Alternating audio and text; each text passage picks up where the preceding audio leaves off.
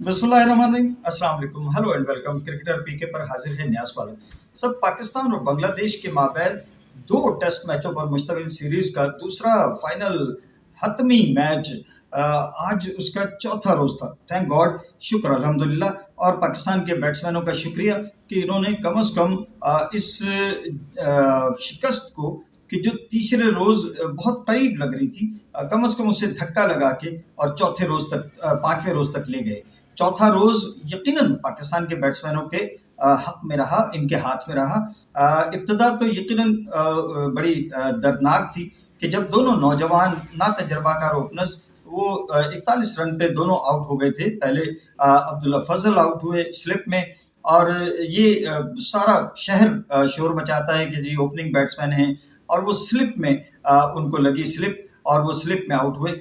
तो इस पे भी ज़रा उन्हें जो है तवज्जो करनी पड़ेगी।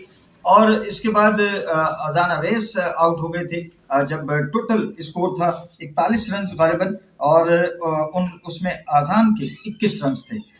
उसके बाद में जनाब फिर एक पार्टनरशिप जमी शान मसूद और बाबर आजम के बीच, और ये ऐसा लग रहा था कि आज का रोज ये खेत जाएंगे, क्योंकि दोनों सेट हो गए थे। और फिर लंच हो गया। लंच के बाद में जब दोबारा बैटिंग पे आए तो अमूमन ये होता है कि वाटर ब्रेक हो जाए, टी ब्रेक हो जाए, या दरमियान में जो है कुछ भी हो जाए, कोई थोड़ा सा अगर ब्रेक आ जाए तो शायद वो जो यकसुई होती है बैट्समैन की वो मुतासिर होती है। तो इसी तरह से हुआ कि लंच के बाद में आके फिर बाबर आजम जो कि बहुत आला बैटिंग कर रहे थे, 47 रन बना के, और वो लिटन दास के हाथों कैच आउट हो गए तेजुल इस्लाम की बॉल पे। तो बाबर और शान मसूद के बीच 92 रन की पार्टनरशिप हुई थर्ड विकेट के लिए। लेकिन फिर जब बाबर आजम आउट हुए तो फिर शान मसूद का साथ देने के लिए आ गए सऊद शकील। लेकिन सऊद शकील पर ये सीरीज भारी रही, और वो एक मरतबा फिर नाकाम हुए और 6 रन पे वो आउट हो गए। 6 रन ही अब्दुल्ला फजल ने बनाए थे, तो ये दोनों कराची वाले ये 6 रन बना के आउट हुए। शान मसूद ने बहरहाल अपनी जो दिलकश बैटिंग थी वो जारी रखी। उनका स्टेक लगा हुआ है, उनका नाम, उनका स्टेटस दाव पे लगा हुआ है, क्योंकि शान मसूद जब से कप्तान बने हैं 2024 से, इससे कबल पाकिस्तान और बांग्लादेश की टीमों में 13 टेस्ट मैचेस खेले गए थे, और उसमें से 12 पाकिस्तान की टीम ने जीते थे, यानी मुकम्मल तौर पर पाकिस्तान बरतरी थी। और बांग्लादेश की टीम का पाकिस्तान के मुकाबिल ठहरना, यानी एक मैच 13 में से एक मैच ड्रॉ किया बांग्लादेश ने किसी तौर, और 12 मैचेस जो है उन्होंने हारे थे पाकिस्तान के मुकाबिल। चाहे पाकिस्तान की टीम बांग्लादेश गई या बांग्लादेश की टीम पाकिस्तान आई, पाकिस्तान की मुकम्मल बालादस्ती रही है शान मसूद के आने से कबल। मगर अब शान मसूद के आने के बाद, जब से इन्होंने कैप्टनशिप संभाली है, दो तो ये बाहर जाके व्हाइट वॉश खा के आए हैं ऑस्ट्रेलिया और साउथ अफ्रीका में, और उसके बाद में बांग्लादेश की टीम पाकिस्तान आकर व्हाइट वॉश करके गई है पाकिस्तान की टीम को। तो अब ये चौथा व्हाइट वॉश मुंतजिर है शान मसूद का।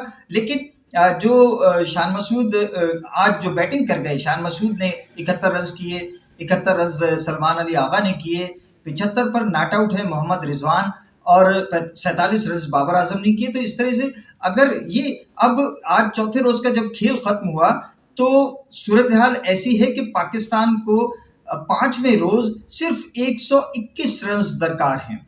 ये 121 रन को सिर्फ कह रहा हूं मैं, जाहिर है कि 121 रन क्या हैं, लेकिन पाकिस्तान के पास बैट्समैन कोई नहीं है सिवाय मोहम्मद रिजवान के। और मोहम्मद रिजवान साहब का, मौलाना साहब का, अलामा साहब का हाल ये है, जब सलमान अली आगा आउट हुए 296 रन पर, छठी विकेट थे वो, तो आखिरी लम्हात थे खेल के चौथे रोज के।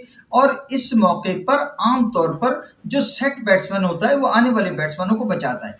आप लिटन दास की इनिंग्स को देख लीजिए, उसने अपने टेल एंडर्स को लेके, और रन 116 पे 6 आउट थे, मगर उसने टेल एंडर्स को लेके 278 रन कर दिए। अब इनका ये हाल है, इनकी आई एम सॉरी टू से कि मुनाफिकत उन्होंने की कि जब सलमान अली आगा आउट हुए, हसन अली आए, तो उन्होंने गालिबन 83वां ओवर था इनिंग्स का, और नाहिद राना बॉल कर रहे थे।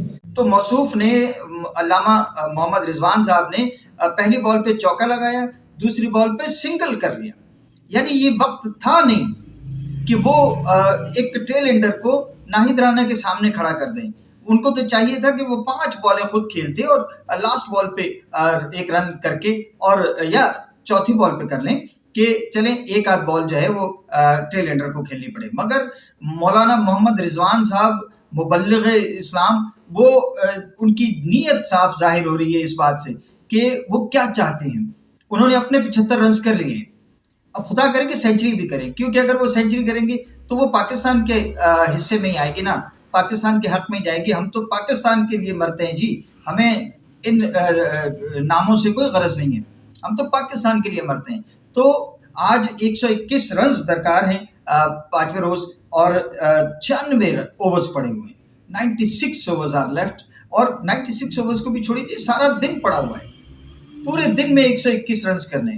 اور وکٹ میں آج کوئی خرابی نہیں تھی, بال ایون بھی تھا اور بہت آسانی, کوئی نہ موومنٹ تھی نہ کوئی جو ہے سوئنگ تھا, نہ کچھ نہیں تھا. جو بیٹسمین آؤٹ ہوئے وہ خود سے آؤٹ ہوئے. پہلی اننگز میں بھی ایسے ہی تھا, وکٹ میں کوئی جو ہے وہ خرابی نہیں تھی وکٹ میں. اور یہ بیٹسمینوں نے اپنا صبر اور اپنا اسٹیمنا اس کو لوز کیا اور انہوں نے وکٹ دیے. ادروائز وکٹ بہت اچھا بیہیو کر رہی ہے, کوئی اس میں جو ہے خرابی نہیں تھی. لیکن اب جناب 5ویں روز محمد رضوان پر ڈیپینڈ کرتا ہے. یہ چاہیں تو یہ 121 رنز کچھ بھی نہیں ہے, جو آپ چاہیں تو یہ فاصلہ بھی مٹ جائے, رہا ہی کیا ہے, بس یہ قدم سے کم. تو یہ اب محمد رضوان اور ان کے ساتھ ساجد ہیں. جب تک ساجد خان نے آج بھی جب انہوں نے ساجد کے ساتھ بھی وہی کیا جو حسن علی کے ساتھ کیا تھا, انہوں نے پہلے حسن علی کو رانا کے آگے ڈالا, اس سے بچ گیا, وہ اوور نکال دیا, تو انہوں نے اگلے اوور میں تیجز اسلام کے جو اس وقت چھایا ہوا تھا اس کی پہلی بال پہ ہی سنگل لیا اور 5 بالوں کے لیے حسن علی کو آگے کر دیا اور تیجز اسلام نے اسے کھا لیا, اسے ہڑپ کر گیا. تو یہ اب کس کو جائے گا قصور؟ یہ کسی کی بدنیتی پہ جائے گا, محمد رضوان کی بدنیتی پہ جائے گا کہ وہ اخلاص سے نہیں کھیل رہے, اور نہ جانے کیا انتقام کی آگ ہے ان کے اندر کہ وہ پاکستان سے اس کا انتقام لے رہے ہیں. کسی شخص سے یا کسی ادارے سے اگر آپ کی کوئی مخاصمت ہے تو اس سے لڑیے بھائی, پاکستان کا کیوں جو ہے وہ نقصان کر رہے ہیں, پاکستان سے کیوں دشمنی نکال رہے ہیں.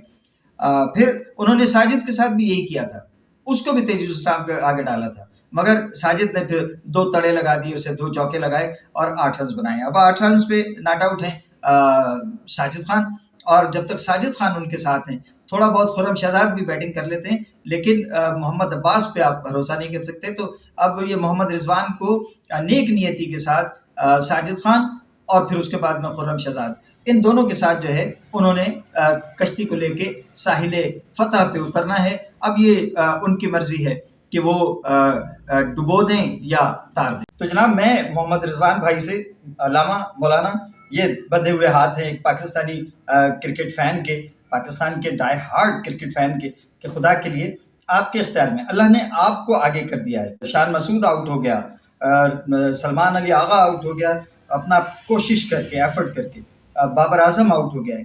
اب اللہ پاک نے آپ کو موقع دیا کہ آپ ہیرو بن سکتے ہیں, آپ بنگلہ دیش کے ہیرو بن سکتے ہیں ہمارے سلہٹ ٹیسٹ کے. تو خدا کے لیے نیک نیت سے کھیلیے, اور ساجد خان آپ کے ساتھ ہے, خرم شہزاد بھی آپ کی ہیلپ کرے گا. آپ مل کر یہ 121 رنز کچھ نہیں ہے, آپ کر سکتے ہیں. خدا کے لیے نیک نیتی سے آپ ایک کوشش کیجیے گا, ہم آپ کی کوشش کو جو ہے وہ سراہیں گے.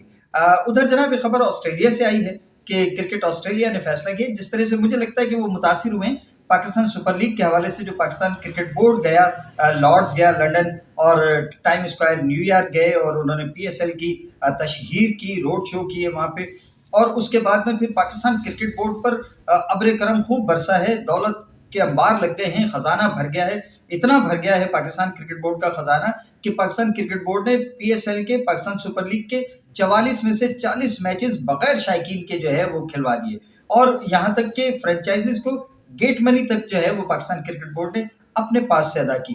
تو دیکھیے نا کہ ایک ٹیم 1.75 کروڑ میں حیدرآباد ہوسٹن کنگز مین جو ہے وہ فروخت کی, 1.85 کروڑ میں سیالکوٹ اسٹیلین فروخت کی, کہ جو بعد ازاں دوبارہ سے جو ہے وہ ملتان سلطانز بن گئی تھی, اور پھر وہ جو نئی ملتان سلطانز بنی اس کو 2 ارب اور 45 کروڑ میں جو ہے وہ پنڈیز جو بن گئی بعد میں, اس کو 2 ارب 45 کروڑ میں فروخت ہوئی. تو اتنا سرمایہ اتنی دولت اکٹھی ہو گئی اس روڈ شو کی وجہ سے مبینہ طور پہ.